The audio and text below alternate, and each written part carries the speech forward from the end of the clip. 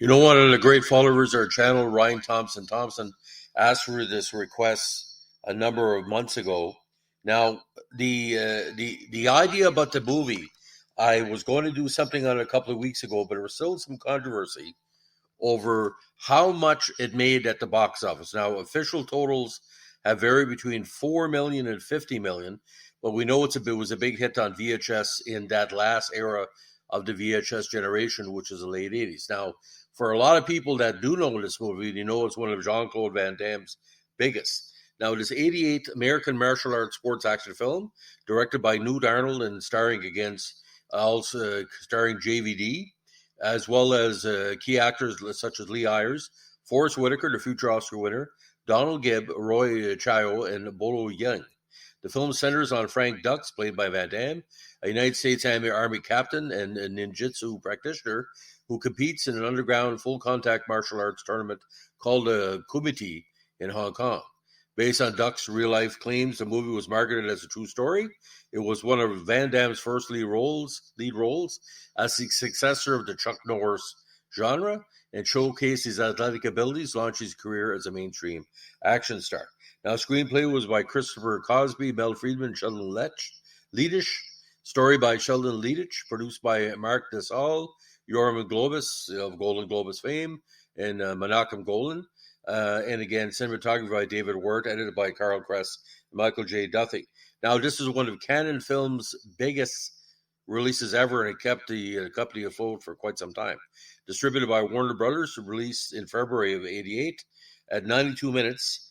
Now, initially, they said it only made $5 million at the box office, but revised figures have put it between 50 and 65 million, making it one of the biggest box office hits of the decade, especially later in the decade. Now, in this one, U.S. Army Captain Frank Dux has trained in the ways of ninjutsu under his sensei, Senzo Tanaka. As a boy, Dux and some of his friends broke into Tanaka's home to steal a katana, but Dux was apprehended while returning the katana to its place, like in the flashback scenes. Impressed by Dux' integrity and toughness, Senzo decided to train him alongside his son, Shingo. After Shingo's death, Senzo trains Dux as a member of the Tanaka clan. Dux is invited to the Kumite, an illegal martial arts tournament in Hong Kong. After his army superiors refuse to let him go, Dux goes absent without leave, says goodbye to his sensei, and leaves for Hong Kong. Now, two criminal investigation command agents, Helmer and Rollins, are assigned to track down and arrest him. After arriving in Hong Kong, Dux befriends American fighter Ray Jackson and their guide Victor Lin. When they arrive at the Kumite arena, the officials are skeptical but eventually accept them after Dux proves his connection to the Tanaka clan by performing the Dim Mak Death touch of death. On the first day of the tournament, Dux earns the enmity of the ruthless Kumite champion Chong Li after breaking his record for the fastest knockout. Now, Dux eventually becomes involved with American journalist Janice Kent, who is investigating the Kumite. Although Dux refuses to help her, she sneaks into the arena by agreeing to a date with a spectator. On the second day, Jackson is matched against Chong Li. Although Jackson comes close to defeating Li, he wastes time gloating, allowing Li to recover and brutally beat him. Dux visits Jackson in the hospital and vows to avenge him. After witnessing the brutality of the tournament, Kent argues with Dux and tries to convince him not to return. Dux tells her that he has to win in order to become the best he can be. Now, Helmer and Rollins arrive in Hong Kong and contact local inspector Chen. They begin asking around for Dux and track him down to the hotel. A chase through the downtown ensues, but Dux evades them when they fall into a canal. When Dux arrives at the Kumite, Helmer and Rollins are waiting for him, along with Chen and four of his officers. Dux defeats them, but agrees to return with Helmer and Rollins after the tournament. On the final day, Lee kills his semifinal opponent, much to the consternation of the crowd. Fearing defeat in the final against Dux, Lee conceals a salt pill in his waistband before the bout. When Dux gains the upper hand, Lee blinds him by crushing the pill and throwing it into Dux's face. And this turns into one of the more important scenes of the movie. Dux falls back in his training from Tanaka, who taught him to fight blindfolded, again the flashbacks, overcoming the handicap and defeating Lee. The next day, he bids farewell to Kent and Jackson before returning to the United States with Helmer and Rollins. So, ladies and gentlemen, you got to understand, in this decade, there was still the overall impact of the Bruce Lee movies Schwarzenegger starting to rise. Chuck Norris was popular. Rambo and all that. Jean-Claude Van Damme, not hard to look at, because a lot of the women and the gay men love a little bit of Van Damme. But the movie works because it's pure cheese. There's no other way to say it. And good cheese is always better than bad cheese. Now, I remember this being at drive-ins. The word of mouth in Canada was tremendous. The word of mouth in relation to the trades. And Jean-Claude Van Damme became an overnight sensation because of this movie, because he had aspects, a little bit of Westerns in him in the movie, and because it was a Golden Globus production. The independent movie companies back then, again, like Canon, were very popular. Now, Pierre Raffini played the young Van Damme. He gave a very good performance as well. Now, cliche city like crazy. Now, co-writer Sheldon Lettich came up with the idea for the film. I had known Frank Dux for a number of months before I came with the idea for Bloodsport. Frank told me a lot of tall tales, most of which turned out to be bullshit. But his stories about participating in the so-called Kumite event sounded like a great idea for a movie. There was one guy who introduced me to, named Richard Bender, who claimed to have actually been at the Kumite event and who swore everything Frank told me was true. A few years later, this guy had a falling out with Frank and confessed to me that everything he told me about the Kumite was a lie. Frank had coached him what to say. Now, producer Marc Saul said he was looking for a new martial arts star who was a ladies' man, but Van Damme appeals to both men and women. He's an American hero who fights for his justice the American way and kicks the stuffing out of the bad guys, and as we call them, the muscles from Brussels. Now, Bloodsport was filmed entirely in location in Hong Kong. It is one of the few films featuring scenes filmed inside Kulwin Walled City before its demolition in 1993. Other locations, including the Peninsula Hotel, Causeway Bay, Hong Kong Trail, Victoria Peak, and Stanley Fort. Now, the soundtrack was very important as well. It was composed by Paul Herzog, who also composed another Jean-Claude Van Damme film, the very underrated Kickboxer. The soundtrack contains the songs Fight to Survive and On My Own, both performed by Stan Bush. Now, Bush's songs, unfortunately, are replaced in the soundtrack with an alternate version sung by Paul Delph, who was nominated for a Grammy for his work.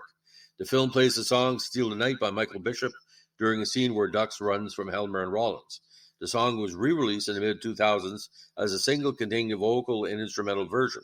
On June 26, 2007, Perseverance Records released a limited edition CD of the soundtrack, including for the first time the original film version of the Stan Bush songs, and it was later released on vinyl by Waxwork Records. A big hit in the video VHS, like I was saying, 150,000 units by 1989.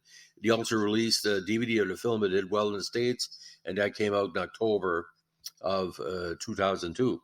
Now, this is where the controversy came in. In January 1989, the LA Times reported a U.S. box office gross of $11 million against a $2.3 million budget.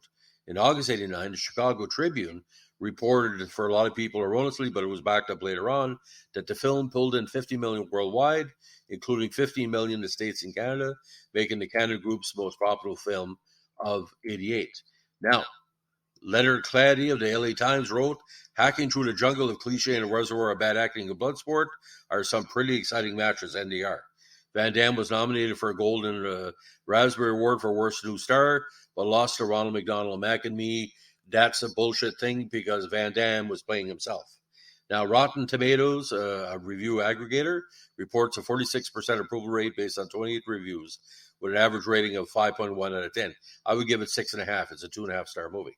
The site's consensus reads, "This is all where it all began for the muscles from Brussels, but beyond Van Damme's athleticism, Bloodsport is a cliched, virtually plotless exercise in action movie recycling." On Metacritic, the film has a weighted score of 29, indicating generally unfavorable reviews, but it's an unreviewable movie because it's Jean-Claude Van Damme in a plot that harkens back to 1960s Westerns, 1970 Bruce Lee, a little bit of Clint Eastwood in the modern era. And for what it is, it gives you what you need. Now, since its release, Bloodsport has been regarded as a cult film. Though Jean-Claude Van Damme doesn't appear in additional installments, it was followed by 4 sequels: Bloodsport 2, The Next Kumite, Bloodsport 3, Bloodsport 4, and Lady Bloodfight, and this all came out in the 90s. A remake of Bloodsport was reported to be in the planning in 2011. Philip Noyce was... Again, it was supposed to be a remake of the movie, probably in the early 2010s. Philip Noyce was attached to direct the screenplay by Robert Mark Kamen. The main character was supposed to be an American Afghanistan war veteran competing in a Vale Tudo tournament in Brazil. Director James McTeague was attached to the project by 2013, and the filming was to be done in Australia and Brazil. As of 2023, the remake has not been produced. Now, Bloodsport. This is where the legacy comes in.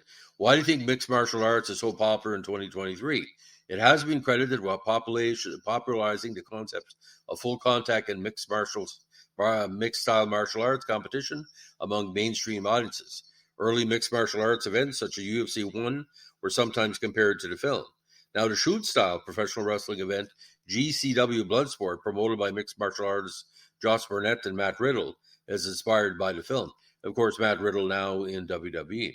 Now, Bloodsport was an inspiration for the video game Mortal Kombat, and Johnny Cage, one of the characters, is a parody of Jean-Claude Van Damme, who was also in Mortal Kombat, but that's another story altogether.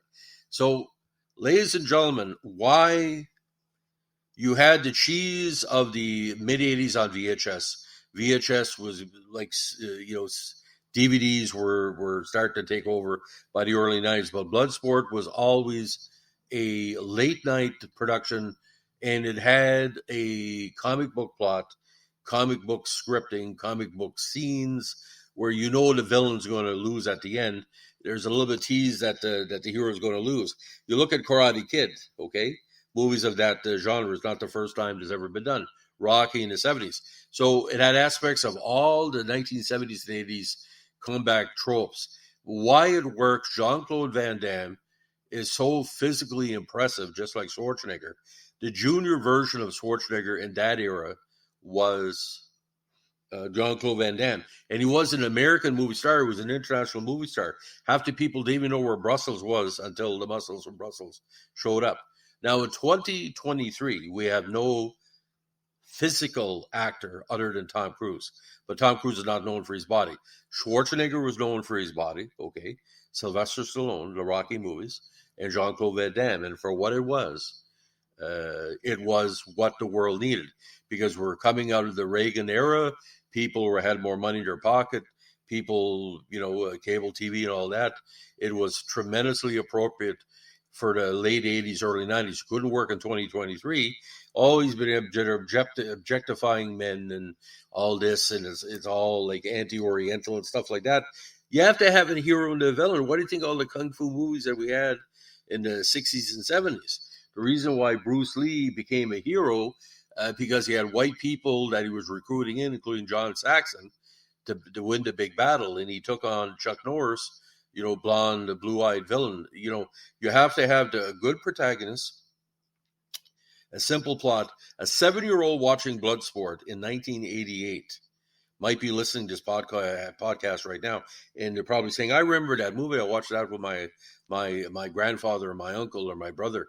And you would practice Jean-Claude Van Damme's moves after the event. And wrestling in 2023, you're going to see all kinds of Jean-Claude Van Damme moves mimicked or whatever, coming out of the ring and falling on the villains on the outside, doing the jump, and Matt Riddle's moves, Nazi drop kicks. But Jean-Claude Van Damme, like the balancing on the two chairs with his leg, and he's doing the finger thing there, classic. If you want a scene of the late 80s, what the late 80s were all about is Jean-Claude Van Damme or Jean-Claude Van Damme. So, ladies and gentlemen, if you like what we're doing with our vintage, hard to believe that movie came out 35 years ago, ladies and gentlemen. Time just flies. If you like what we're doing, give us a like, comment, subscribe, or share. Check out Jean-Claude Van Damme's history on the internet, through Wikipedia and different ones. It's quite interesting because the odds of him becoming a movie superstar were long, because no one from Belgium ever really made it in the movie industry like he did before he arrived. So thanks for listening. Bye.